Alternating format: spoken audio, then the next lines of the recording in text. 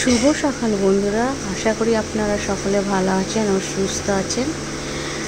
তো আমি চলে এসেছি সকাল সকাল আমাদের সামনে খামার বাড়িতে, যেখানে সবজিপাতি লাগানো আছে। আমি সকালবেলা বাসি কাঠ সেরে নিয়েছি, এবার এসেছি ফুল তুলতে। তো দেখেন কত রকমের সবজি লাগানো আছে। তো এটা একরকম ফুল, এটা একরকম ফুল, নানা রকম ফুল আমাদের বাড়িতে আছে। তো সকালে স্নান টান সেরে আমি এবার ফুল তুলবো।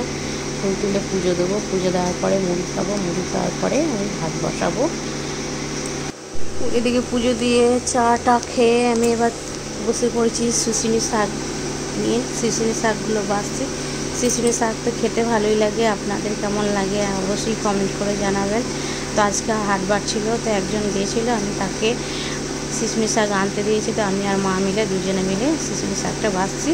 এদিকে মা রান্না বসিয়ে দিয়েছে, ডাল ভাত হয়ে গেছে, এবার শাকটা বাছা হবে, মাছ হবে, মাছের ঝাল আর বিড়ি কলাইয়ের ডাল, বেগুনি ভাজা।